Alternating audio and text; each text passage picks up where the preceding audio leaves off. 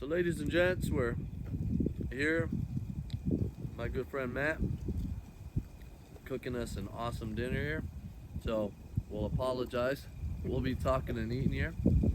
But Matt and I met through American Air Arms. We both shoot for Team American Air Arms, and we hit it off. We have a lot of common interest, and so yeah, we ended up hitting it off, and he invited me to his property. We did some hunting and a lot of socializing and enjoying God's green earth. So, Amen.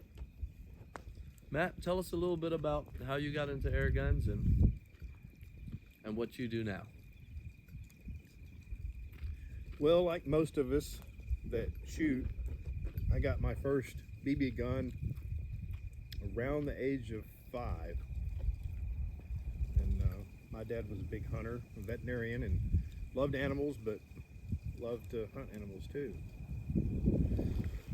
So I've been shooting most of my life, and I've gone through all the different phases of different types of shooting, different types of hunting, black powder and archery, and trying to get as close as you can, and then trying to shoot as far as you can, and just all the things to challenge myself. And, in this area, there's a lot of varmint calling contests. We have fox calling contest and the big cat contest and just coyote contest, all kinds of stuff. And so I got into that for a short time, and then the struggle became to be as quiet as you could. And I did a Form 1 through the ATF where you could make your own silencer. So I did that, and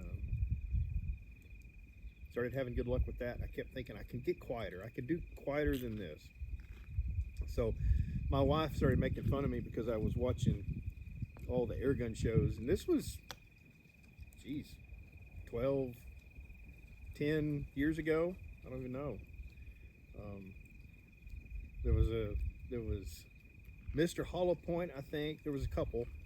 Paul Capello was the one that used to always make me laugh the most. He had Airgun Reporter, I think, on YouTube.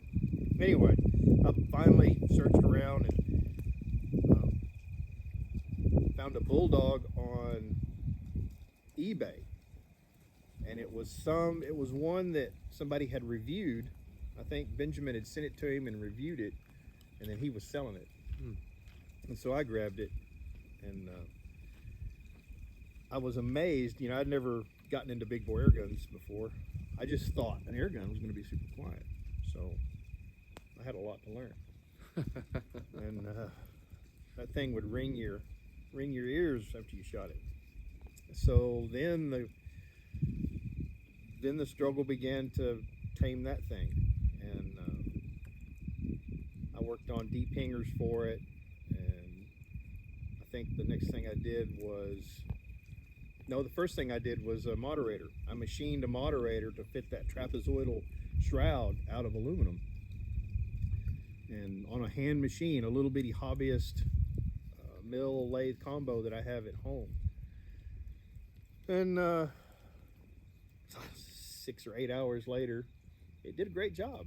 You know, it knocked it down a lot, and then had to work on deep hangers, and then you get into, you know, watching the forums and chatting to different people.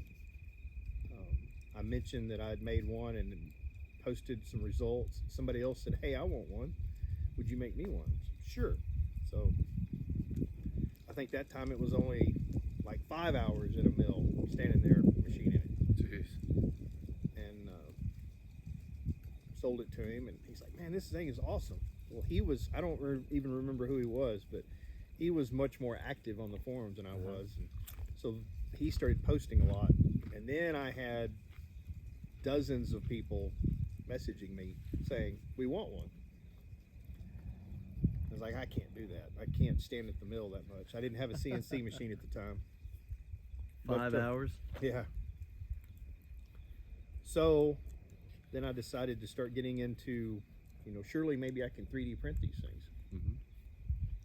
So I bought a 3D printer and started printing, and it's amazing how hard it is to find a plastic that will hold up to that much pressure and not explode. So after 20 or 30 different plastics, filaments, I finally found something that worked, and we buy that by the case now. But then it's just kept growing and kept growing and kept growing. I have another business. I have an off-road shop, and it got to the point where, you know, like I can't do this. And a friend of a friend saw that that Paul Capello guy that had that TV show was posting on one of the forums about, you know, I think he asked for some prayers because life was struggling at the time, and he had texted him and said, I'm looking for a job. He had gone to Utah Airguns, and he just didn't fit with those guys. He didn't really have anything bad to say about him, but it just didn't fit with him. And so I bought him a bus ticket, and he put all of his belongings on a pallet, and I had a truck come by and pick that up, and bought him a bus ticket for him and his dog, and moved him down here, and he took over the business, and I build parts and he sells them. So nice. We've been doing that for 8 years now. And what's the name of that company? Pitbull Airguns. It started out as a joke that we take your bulldog and turn it into a pit bull. I like it. So we didn't really have a name, but it fits. it just kind of turned into that. And now we do all kinds of stuff. We work on just about everything. I love to tinker with things, and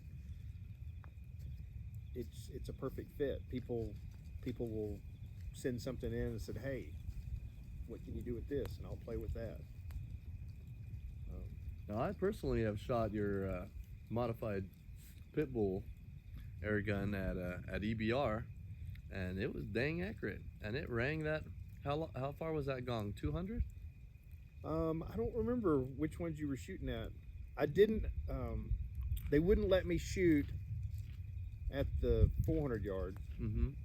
But I won the big bore competition at EBR. What was it? 3 years ago or 4 years ago? I don't remember. With a modified Bulldog, and was able to hit the gong out at 400 yards. Nice. So yeah. So you're in the 400 yard club, huh? That is a fun competition. Oh yeah, yeah. So tell me a little bit more about your modified Bulldog. How many shots? What foot poundage? Wow. So what have you harvested with it? Or your customers have harvested with it? Just about, as far as harvesting, every kind of deer, hogs, alligator, turkey. Trying to think. I don't guess I've paid attention close enough to that. It's just what I can remember off the top of my head. But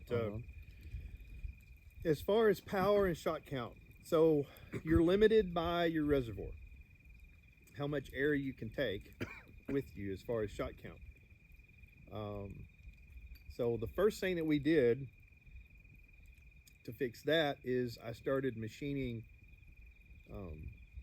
larger reservoirs. And that's actually how I met Tom at American Air Arms. Okay.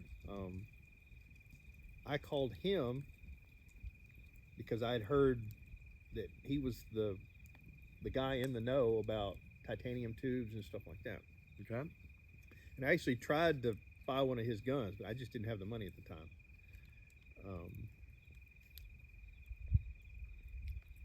But he was nice enough to talk to me, and we discussed different options on tubes and things like that. But so I started manufacturing my own larger tubes, which is now, we actually have one bigger than the Magnum, the 357 Magnum. Benjamin has since then sent them with a longer tube. Okay. How many cc's? Do you know off the top of your head? Not off the top of my head. I think our extended reservoir is like right at 500. I think the stock reservoir is in the 300 range. and then the extended reservoir is in the 400 cc range. That's a lot of air. That's a lot of air. Yeah. But it's a big bullet and it uses a lot of air. Yeah. So my personal 457 that I hunted with tonight, it has a it has a short reservoir in it because I wanted a short gun to fit in my truck. It's the carbine version. So it's shorter than even a stock gun. And I have it tuned for 3 shots at about 450 foot-pounds of energy. Oh, plenty. Yeah. And I saw that rifle that you were carrying around today, man. If you're thinking about hunting, serious hunting, that size is perfect. I mean, it fit in your truck well. When we sat down to do some predator calling, it fit snug right next to you. We sat in a tight blind, and my barrel was sticking out, and yours was nicely tucked in. It was nice. That was a good size. You do lose power doing that way, but but still at 400 plus foot-pounds. Yeah, it's good. The full-length magnums in the 457 we can get 500 foot-pounds out of. Okay. The 357 magnums we can get into the 350 range, and then the older 357s, the most you're going to see is about 320, and part of that's the reservoir being able to cycle it. But you don't get the big shot count to do that. Even that, any of those guns, you're at 3 shots usually on a nice bell curve. But so the gun that I took to EBR, that was actually a regulated gun, turned down to 215 foot-pounds, which is still higher than what stock was. But regulated. We contracted with Huma, and Huma built regulators for us. And for years, we were the only ones that sold them, and I think now he sells them direct. But with a really long tube and air tube and regulated, I could get, and it kind of depended on pressure, air pressure, but if I filled the gun to 4,500 PSI, I could get 15 shots out of it. Wow. Now, sometimes the last couple were starting to come off the regulator, right, but it wasn't enough that you really noticed. Right. That's really good. And only, 5 feet per second spread. Yeah. Off 15 shots. Wow. That's amazing. really good. So, on that 357. Yeah. Yeah. But we have more new products coming out. What are you working on? We're working on a poppet valve. Okay. The major limitation right now on the Bulldog, we can't really get any more power, is the limitations of the valve. And I don't know how much I'm supposed to talk about how top secret secret squirrel stuff, but we are working on a new valve. Okay. And we have high hopes for that. There's been at least one other company, and I think 2, that have worked on valves, trying to build balanced valves, and that has never worked. We've always been able to get more power out of them with just a heavy duty hammer spray than they did with the balanced valve. So okay. So anyway, so look out for those. Right. We're gonna try. We'll see. Okay. Supposedly the samples are being machined as we speak. Looking forward to that. Let's see, what else? Paul and I have been working on a dual reservoir system. So you know how the Dragon Claws, the old Dragon Claws, you could buy it with a single tube or a double tube? Yes. We're working on a way to do that. The drawback or the holdup will be the stock, because the Right. stock is in the way. It'll probably have to be one of these things where when we sell you the reservoir and the adapter, A new stock? you'll have to have a new stock too. Yeah, that would make sense. And we may do like a return buyback thing for your old one type thing. If it's still in good shape, we can fix it and sell it. So good stuff to look forward to in the Yeah. future, huh? Good. We're just having fun. Oh, moderators. And I should have brought one so you could see it. We just released moderators. Super light, Okay. carbon fiber and plastic, 100% 3D printed. Well, not 100% because the core will be 3D printed. Carbon fiber tube, and then a felt wrap inside. And I think the big version for the big bores, we're going to have them for 22 and 30 cal also, but the ones that'll fit a Bulldog, I think completely assembled with everything, is only 8 ounces. Wow. The smaller Fantastic. ones were only like 5 ounces. So super light.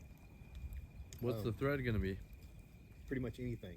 Okay. Right now for Bulldogs, it's 8. All big bores on the market right now just about are 18 by 1. Okay. But for the smaller guns, so they're half by half 20. No, half 6. I don't remember now off the top of my head. I think they're 20. 20. I think so. you're right. But we've got a dozen of those out there. And what's their length for the smaller one? The length of the. I think it's 6 inches for the smaller ones. Okay. I wanted, so I have I won the raffle at EBR and won the Alpha Wolf. Yeah.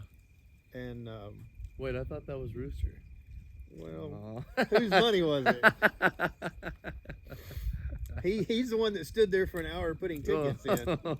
But I bought the tickets, so we won. How's that? Yeah. But Gorgeous gun. yeah, it's beautiful. Unfortunately, I've only had a chance to shoot it a few times, but it's just been busy. But yeah, the case already comes with a slot knocked Right. out, and so I had it Fits a in little there. bit longer, and I had to shorten it about a half inch so that it would fit in that. So we kind of redesigned so that it would fit those cases. Oh, perfect. Okay. That's exciting news. When is that going to come out They're for the out. public? You can purchase those now on our website. Okay.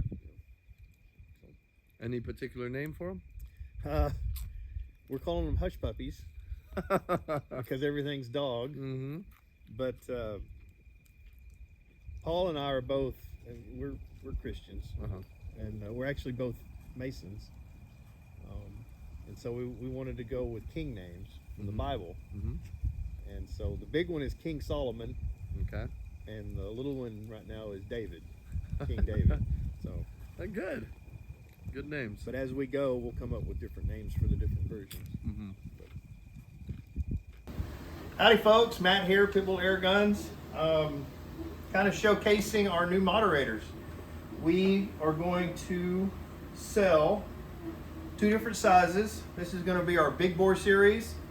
We're going to have this in 35 and 45 caliber, and then we'll have a smaller. I think we've decided to call these the King Solomon. There's the Hush Puppy series is what they are, but we'll have a smaller and a larger. The smaller version is going to be, we'll have one size that's 177 to 22, and then one size that's 25 and 30. This one here is a 22 caliber. Built-in expansion chamber and baffles. The spikes on here are to hold the felt. No more metal screen that you have to put in. We have a screw-on cap. I don't have a piece of carbon fiber for this one, but you'll have tools. So if you do want to take it apart and clean it, you'll have tools that fit each end. It's snap on, and you can screw it and unscrew with that. This is the inside of the big bore, which is pretty much exactly the same.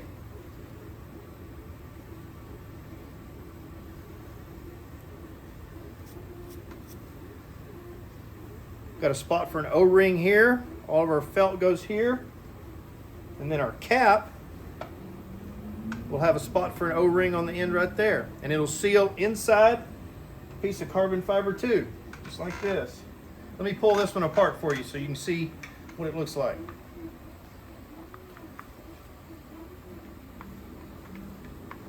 And we do have a 3/8 drive ratchet hole in there in case it's a little bit too tight for you to get apart. But usually hand tight, it's perfectly fine. You don't have to use the tools. Many times, if you've got good hand strength, you can just do it by hand. I put it together by hand, but if you don't have strong grip, we went ahead and made the tools also. So we'll look at our cap first. If you notice, you can't see through the hole. That is because we have polyurethane wiper. Wipers have been around for many decades for silencers. It just helps give you a little bit more. It drops it a couple of decibels just with this. The bullet is going to poke a hole through it on the first shot. Every shot after that is going to open this up a little bit more, and it's going to get louder and louder until it's to the standard quietness of the moderator. But if you're trying to be super quiet, you can install one of these, and each one will come, I don't know how many, but we'll send several with each gun. But you can just pop a new one in there, put it back on, tighten it back down, and have an extra 5 decibel. You probably are going to notice a little bit of accuracy reduction with this, but it won't be much. Probably a quarter MOA of loss. But if you're hunting, a minute a pig, still a minute a pig. So but there's that, the cap, and then pressed it in there tight. Pull the carbon fiber tube off. American-made carbon fiber, American-made parts. Even the felt is American-made felt. But just a piece of felt, and then you see this has got all the spikes on it. 18x1 thread here. We can put whatever thread you want. Pretty simple stuff. The spikes, without the spikes, the felt has a tendency of bunching up all the way to the front, and then once it's piled up in there, it's really hard to get it apart. Everybody else in the industry uses stainless steel mesh or something like that, some kind of steel mesh to hold it in place. Sometimes inside and outside with a foam core, but we have decided we didn't want anything metal in there. Keep it as light as possible, but it's pretty straightforward. Just get it lined up and hooked on a hook there. Push it down. Roll it back up. No more having to tape it down. I usually just spin it a few times just to kind of pull it down tight.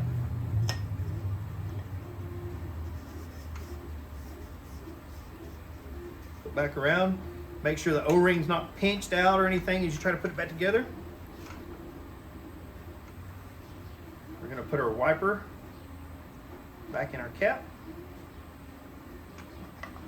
That goes in. Usually I'll put a little bit of lube on it, some silicone grease, but it's not necessary. And you're ready to go. Again, these are going to be a 35 caliber and a 45 caliber version. And then the smaller ones will be, one version will be 17 to 22, and the next version will be 25 to 30. But that's our Hush Puppy series moderators. Much lighter than the aluminum. What did Paul say? 100% less metal. So folks, this is my personal Bulldog. This is a 457, what we call a carbine. I got it out, sighted it in, put a thermal on it. I'm going to let Andy from Pad borrow it to go hunt some hogs tonight, maybe kill an axis at my ranch. It's got our Hush Puppy King Solomon moderator on the front. I've mounted an ATN thermal with the ABL 1000 on it for thermal optics. This one I have set to shoot a 240 grain Nielsen at 890 feet per second, which comes out to 422 foot-pounds of energy. So it ought to stop a hog, it ought to put down a deer. I sighted it in, this one's sighted in dead on at 50, but with the laser ballistic system, I took it over. Once you enter all the ballistics data and the speed into the program, it should know where everything's at. And to verify that, I went over to our 200-yard range, and we have a 1-inch square gong at 200 yards, and I hit it first shot right in the center. So he should be good to go. Anyway, yeah, this gun is about 7 inches shorter, 6 or 7 inches shorter than a stock gun. We cut the barrel off a few inches, recrown it, thread it for the moderator, but it's much shorter and fits perfect between the seat and console on a truck. So it's like it was made to fit in there on a Dodge. That's why we call it the truck gun. It's my favorite. All right, guys, the Bulldog 457 got it done at 50 yards. Let's go take a look. So pigs, when they come in, they're pretty noisy. I heard some noise from this side, and all of a sudden he just ran out, went straight towards the feeder, and it happened so quickly. Didn't get a chance to turn on the camera again. Sorry, guys. But as soon as I took off the safety, he froze and he looked like he was going to run. So I didn't want to waste any more time from there. But right at 50 yards, aimed right behind the shoulder, and this is about where he was, give or take. And I'll show you how far he ran. So from here, it was probably about right here. Okay, so from here, he took off running this way.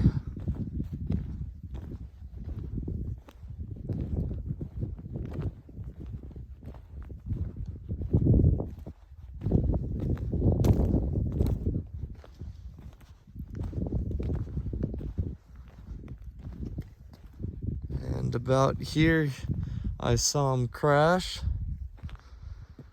picked himself up, ran a little more, dove into that fence, and there he is. Less than 50 yards, that pig ran. Let's take a closer look. He tried squeezing, well, he did squeeze under the fence. You could tell right there. And then from there, there's a speck of blood there. Just ran right there. And here he is. As I mentioned, it was a pass-through because I shot him on his right side. And you could see the exit there. Well-placed shot. Right behind the shoulder. Nice coloration.